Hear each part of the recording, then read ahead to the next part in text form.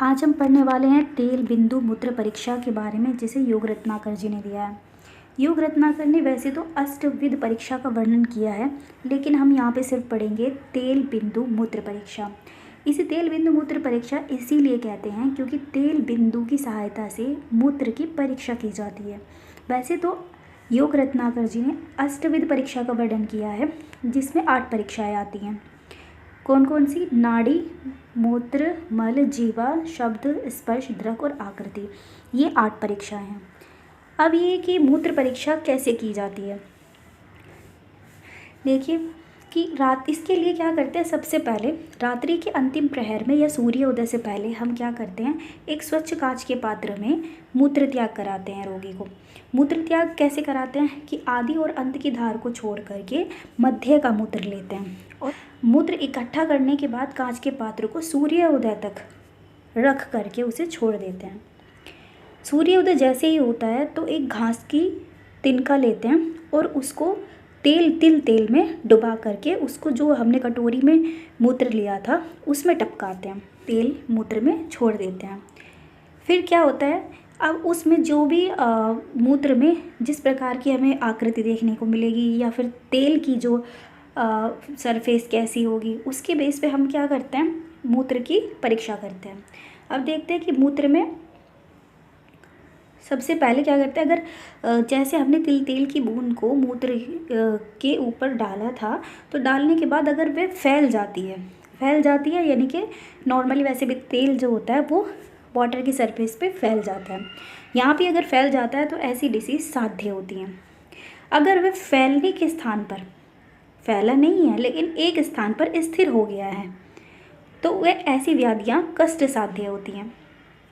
इसके अलावा अगर तेल बिंदु जो हमने डाला था वो तली में अगर डूब जाता है तो ऐसी व्याधियाँ असाध्य होती हैं।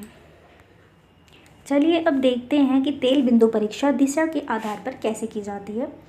हम सभी जानते हैं कि जैसे ये डायरेक्शंस होती हैं, पूरब, पश्चिम, उत्तर और दक्षिण डायरेक्शन हो गई। इनके बीच बीच में कुछ कोण होते हैं।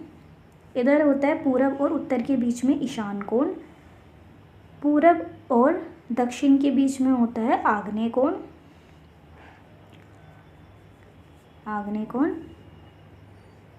दक्षिण और पश्चिम के बीच होता है नैऋत्य कोण, पश्चिम और उत्तर के बीच में यहाँ पे इस जगह पे यहाँ होता है वायव्य कोण। अब ये क्या अब देखते हैं कि मेन जो डायरेक्शंस होती हैं वो 4 ही हैं, पूरब, पश्चिम, उत्तर और दक्षिण। अगर इन जो मेन डायरेक्शंस होती हैं पूरब, पश्चिम, उत्तर, दक्षिण, अगर इन 4 डायरेक्शंस में अगर मूत्र के ऊपर जो तेल बिंदु डाला था अगर वो फैल जाता है तो इसमें साध्यता होती है, मतलब रोगी जो है वो कुछ टाइम बाद निरोगी हो जाता है। लेकिन जो ये कोण वाली डायरेक्शंस होती हैं, ये नैऋत्य ईशान कोण है, आग्नेय कोण है, नैऋत्य कोण और वायव्य कोण, इन कोण की डायरेक्शन में रोगी की मृत्यु निश्चित होती है, चाहे वो 1 महीने बाद हो, चाहे वो अमृत का सेवन करा दिया जाए उसके बाद हो, लेकिन मृत्यु होती निश्चित है।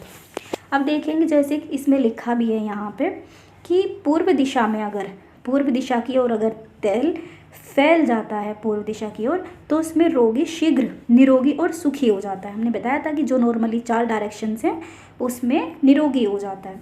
बाकी पश्चिम वाली में भी यही है कि निरोगी और सुखी हो जाता है, उत्तर में भी यही है कि निश्चित रूप से आरोग्य की प्राप्ति होती है और दक्षिण में भी उत्तर काल में क्रमशः निरोगी हो जाता है।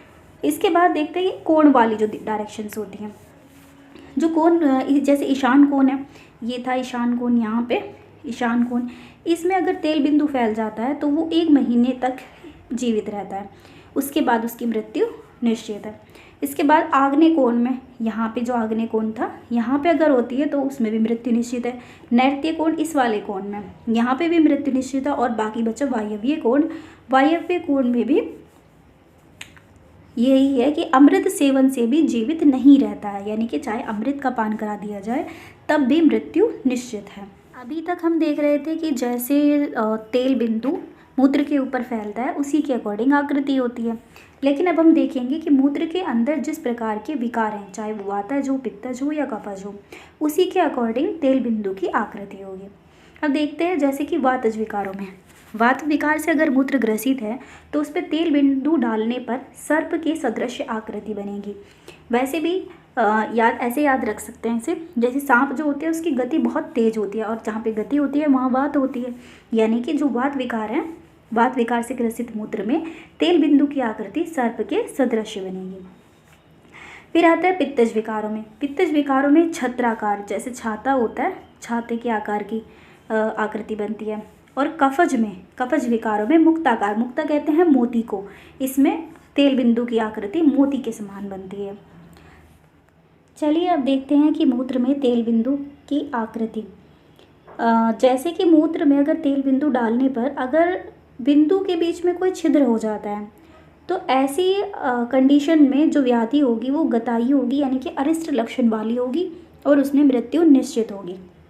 मूत्र में अगर तेल बिंदु डालने पर चलनी के सदृश छोटे छोटे छिद्र हो जाते हैं चलनी के जैसे, तो ऐसी व्याधि कुल दोष और प्रेत दोष को बताने वाली होती है, यानी कि कुल दोष का मतलब यहाँ लिया गया है कंजेनाइटल डिसीज से। फिर ये है कि अगर मूत्र में तेल बिंदु की आकृति अगर मनुष्य के सदृश, जैसे कि मनुष्य के 2 ब्रेन होते हैं, जैसे सेरिब्रम जो होते हैं उसके समान अगर आकृति दिखाई देती है तो वो भूत दोष से रिलेटेड होती है, भूत दोष से। इसके अलावा अब देखें कि मूत्र, ये तो हमने मूत्र परीक्षा कर ली, लेकिन अब हमें ये देखना है कि किस मूत्र रोग वाले रोगी की चिकित्सा करनी है, किसकी चिकित्सा नहीं करनी है। इसके लिए बताया गया है कि जब बिंदु की आकृति इनके समान हो, इस तरह की दिखाई दे, तो वहाँ पे चिकित्सा करनी है।